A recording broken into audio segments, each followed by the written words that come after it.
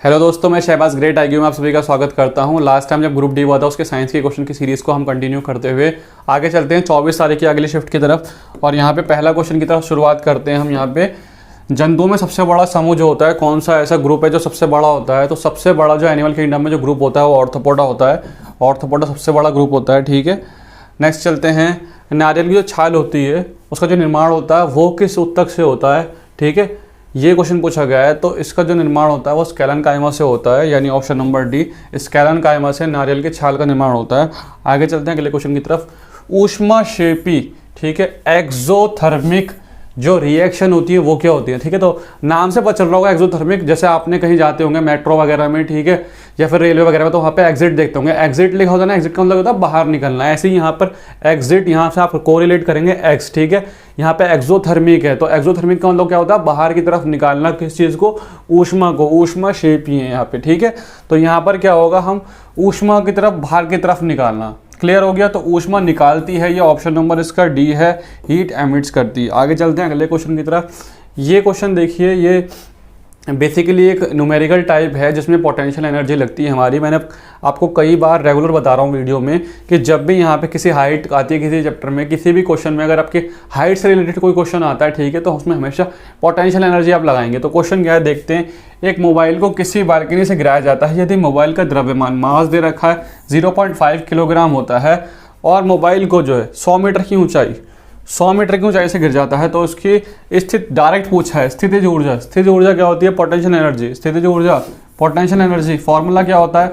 mgh, मास, gravity, height. मास कितना दे रखा है? 0.5, ग्रेविटी ऑलरेडी गिवन है 9.8 होती है, 10 गिवन है, यहाँ पे 10 रख देंगे। हाइट कितनी? 100 दे रखी है, ठीक है। 0.5 को 10 से करेंगे तो 5 बचेगा, 5 को 100 से करेंगे तो क्या हो जाएगा? 500। एनर्जी है तो इसलिए किस में आएगी? जूल में। ऑप्शन देखते हैं, तो option number A. Next question की तरफ चलते हैं। यदि किसी वस्तु का प्रारंभिक वेग को दुगना कर दिया जाता है तो इसकी गतिज ऊर्जा, काइनेटिक एनर्जी का पूछा गया है। काइनेटिक एनर्जी का फॉर्मूला क्या होता है? 12mv², ठीक है। बोल क्या रहे हैं यहाँ पे? वेग दोगुना हो रहा है, ये जो v है ये डबल हो जाता है। तो सिंपल सा है, वेलोसिटी अगर डबल हो रही है, ठीक है, ये नॉर्मल था, इसकी डबल हो जाती है तो इसका स्क्वायर है, v का स्क्वायर है, ठीक है। तो 2 गुना हो रही है तो फिर इसका जो काइनेटिक एनर्जी है वो 2 का स्क्वायर हो जाएगा। कितना हो जाएगा? 2 का स्क्वायर 4। तो जो इसका वृद्धि होगी गतिज ऊर्जा में वो 4 गुना हो जाएगी। आगे चलते हैं अगले क्वेश्चन की तरफ। ऊर्जा का उपयोग करते हुए, ठीक है, पायरुवेट का विघटन किस में होता है? ये पूछा गया है, ठीक है। नॉर्मल सा क्वेश्चन है, पायरुवेट के लिए पूछा गया है यूजिंग एनर्जी से। तो ये पूछा है ऊर्जा का जो उपयोग करते हैं, और आपको पता है कि जो हमारी सेल्स होती है उसमें जो ऊर्जा होती है उसका निर्माण या फिर power house of the cell जो होता है वो किसको बोलते हैं हम? वो माइटोकॉन्ड्रिया होती है, ठीक है, जो एटीपी में करती है, ठीक है। तो माइटोकॉन्ड्रिया हमारे power house of the cell भी होती है और ऊर्जा के लिए भी यूज होती है। आगे चलते हैं नेक्स्ट क्वेश्चन की तरफ। कौन सी एक अक्रिय गैस है? अक्रिय गैस पूछी गई है यहाँ पे।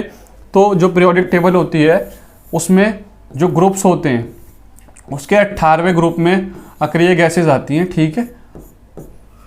और इसमें से कौन सी है? तो यहाँ पे क्रिप्टॉन।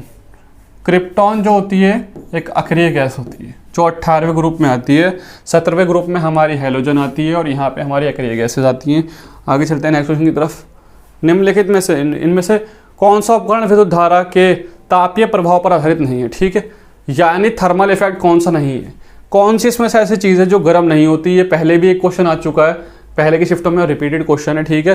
तो आयरन गर्म होती है, ताप पर आधारित है। केतली गर्म होती है, ताप पर आधारित है। टोस्टर गर्म होता है, ताप पर आधारित है। घंटी ये ताप पर आधारित नहीं है, तो आंसर यही हो जाएगा।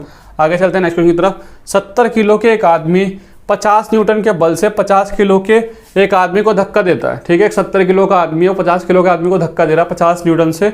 तो 50 किलो वाला जो आदमी होगा वो किस न्यूटन से देगा?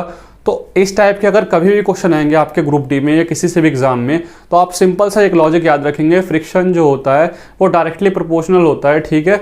तो यानी जो सामने वाला बंदा जिस न्यूटन से फोर्स लाएगा और जो उसके सामने खड़ा है उसकी जब फोर्स की बारी आएगी तो वो भी सेम रहेगी, डायरेक्टली प्रोपोर्शनल रहेगा। अगर ये 50 न्यूटन है यहाँ पे, तो 50 किलो का बंदा जो 50 न्यूटन को उसके सामने झेल रहा है तो वो 50 न्यूटन के फोर्स से ही तो झेल रहा होगा, ठीक है। तो 50 न्यूटन इसका आंसर हो जाएगा। अगले चलते हैं क्वेश्चन की तरफ।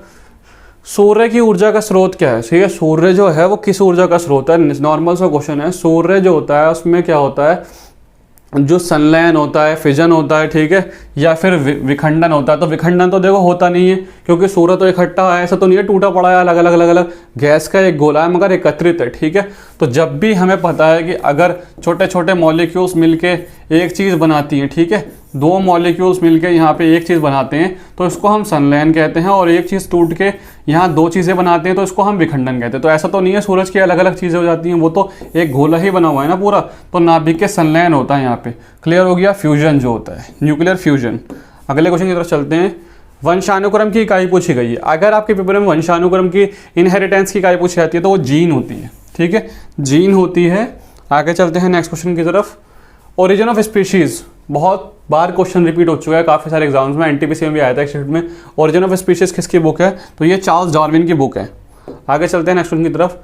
2.8 ग्राम के लोहे के टुकड़े में परमाणु की कितनी संख्या होगी? परमाणु की संख्या पूछी गई यहाँ पे, ठीक है। तो हमें इसको मोल के हिसाब से करना होगा। मोल कितना होता है? एक मोल का फॉर्मूला क्या होता है? आवोगाद्रो के हिसाब से 6.022 इंटू 10⁻23। ये हमारी एक मोल की वैल्यू होती है, एक मोल की वैल्यू होती है, ठीक है। मगर यहाँ तो लोहे का कितना वेट दे रखा है? 2.8। आयरन का हमारे, ठीक है, लोहे का जो वेट दे रखा है कितना दे रखा है? 2.8। जो लोहे का मास नंबर होता है, ठीक है, एटॉमिक मास होता है, वो कितना होता है? वो 56 होता है। लोहे का जो एटॉमिक मास होता है वो याद रखेंगे 56 होता है। आगे भी ऐसा क्वेश्चन आ सकता है। तो पहले तो हम लोहे की वैल्यू निकाल लेंगे। यहाँ 0 हट जाएगा तो नीचे एक 0 बढ़ जाएगा, ठीक है। जब हम यहाँ से काटेंगे 28 से इस तरीके से, तो यहाँ पे कितना आ जाएगा? 20, ठीक है। जब 20 से काटेंगे तो कितना हो जाएगा? 0.05। क्लियर हो गया यहाँ पे। तो लोहे की कितना आ जाएगी वैल्यू? 0.05। अब एक मोल की वैल्यू कितनी होती है? 6.22 इंटू 10⁻23। अब हमें सिंपल अगर इसकी परमाणु की संख्या कितनी होगी ये निकालनी है। अगर 2.8 ग्राम का लोहा है तो हमें कुछ नहीं करना है, मल्टीप्लाई कर देना है। 0.05 को मल्टीप्लाई करना है 6.022 इंटू 10⁻23। अगर यहाँ सिंपल 0.5 होता, 0.05 नहीं होता, तो यहाँ पे 3.11 इंटू 10⁻23 हो जाता, ठीक है। मगर यहाँ पे एक 0 एक्स्ट्रा है, इसीलिए हमारा यहाँ पे 23 की जगह 22 रह जाएगा। और 22 सिर्फ हमारे एक ही ऑप्शन में, यहाँ पे ये पावर है, यहाँ पे 10⁻22, 24, 23 ये सब पावर्स हैं, ठीक है। तो 3.011 इंटू 10⁻22 रह जाएगा, क्योंकि जब 0.05 को हम मल्टीप्लाई करेंगे इस पूरे से तो आंसर हमारा बी आ जाएगा। आगे चलते हैं नेक्स्ट क्वेश्चन की तरफ। जब 8 किलो के द्रव्यमान वाली कोई वस्तु है, कोई बल लगता है, उस पर 2 सेकंड का कार्य करता है, तो इसका वेग जो होता है 4 मीटर पर सेकंड से लेकर जो है 9 मीटर पर सेकंड हो जाता है। अब उसने पूछा है कि बल का जो परिणाम होगा वो बताना है आपको। क्लियर हो गया यहाँ पे। तो वस्तु का जो द्रव्यमान जो है, मास कितना दे रखा है हमारा? 8 kg। सिंपल है, क्लियर हो गए यहाँ तक। अब हमें पता है टाइम हमारा दे रखा है। अब उसने क्या बोला है कि फोर्स पूछा गया है। फोर्स जो होता है वो पूछा गया। फोर्स का फॉर्मूला क्या होता है? फोर्स जो होती है वो मास इंटू एक्सेलरेशन होती है। मास हमें पता है कितना है, 8 है। एक्सेलरेशन तो दे नहीं रखा है। एक्सेलरेशन निकालने का फॉर्मूला क्या होता है? एक्सेलरेशन की जो वैल्यू होती है वो हमेशा हमारी फाइनल जो होती है, फाइनल वेलोसिटी, यानी जो आगे का जो वेग होता है, अंतिम वेग, उसमें से हम प्रारंभिक वेग को माइनस करते हैं, v माइनस यू बटे टी, ठीक है। v यहाँ पर क्या है? हमारा फाइनल वेलोसिटी, u क्या है? हमारा जो इनिशियल वेलोसिटी, और t हमारा टाइम है। तो कितना दे रखा है हमें फाइनल वाली? 9 माइनस 4, और कितना दे रखा है टाइम हमें? 2। कितना? 9 में से 4 जाएगा तो बचेगा 5, और 2 से डिवाइड कर देंगे 5 को तो बचेगा 2.5, ठीक है। तो एक्सेलरेशन हमें कितना जाएगा? 2.5।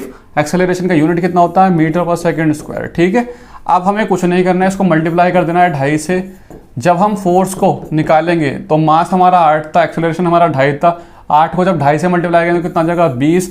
फोर्स का यूनिट क्या होता है? न्यूटन, तो 20 न्यूटन आ जाएगा, 20 N आ जाएगा आंसर। आगे चलते हैं नेक्स्ट की तरफ। प्रोपेन का रासायनिक सूत्र बताना है, ठीक है।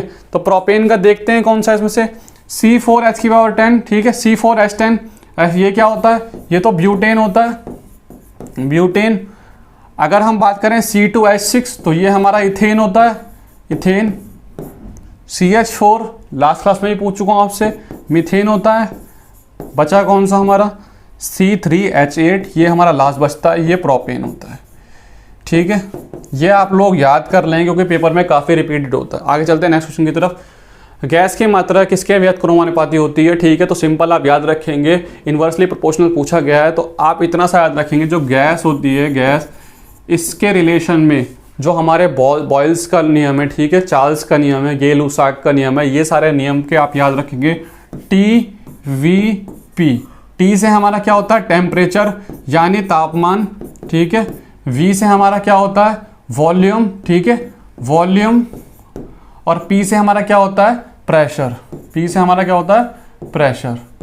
तो बस गैस का जो रिलेशन होता है वो तापमान, वॉल्यूम और प्रेशर से होता है। अब ऑप्शन एक बार देख लेते हैं इन तीनों में से क्या क्या दे रखा है यहाँ पे टाइम से कोई रिलेशन नहीं है, ठीक है, डेंसिटी से, मास से कोई रिलेशन नहीं है।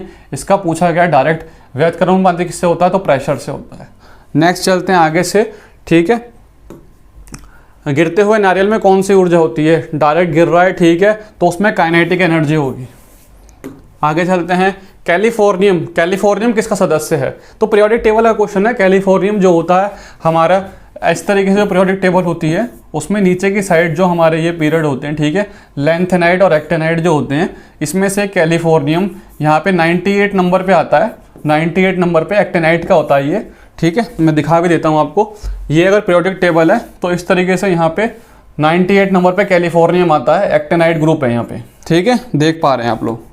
नेक्स्ट क्वेश्चन देखते हैं, अल्ट्रासाउंड जो है उत्पन्न करते हैं गेम खेलने के लिए, तो यहाँ पर चूहे जो होते हैं वो अल्ट्रासाउंड उत्पन्न करते हैं, ठीक है। नेक्स्ट क्वेश्चन की तरफ चलते हैं, सोडियम बाइकार्बोनेट का सामान्य नाम क्या है तो सोडियम बाइकार्बोनेट की अगर हम बात करें तो क्या होता है NaHCO3 इसका फॉर्मूला होता है और इसको हम बेकिंग पाउडर भी बोलते हैं। नेक्स्ट क्वेश्चन की तरफ चलते हैं, ये इसका लास्ट क्वेश्चन है, आधुनिक आवर्त सारणी में 7 तत्व जो होते हैं वो किस समूह में होते हैं तो इस तरीके से यहाँ पे ग्रुप्स होते हैं, 18 ग्रुप्स होते हैं। तो इसमें सिर्फ फर्स्ट वाले में जो फर्स्ट होता है और यहाँ पे जो 18th होता है, ठीक है, इसमें फर्स्ट में और 18th में जो होते हैं 7 एलिमेंट्स होते हैं, 7 तत्व होते हैं। तो यहाँ पे 18th ऑप्शन में है नहीं, फर्स्ट ऑप्शन में, तो फर्स्ट इसका आंसर हो जाएगा।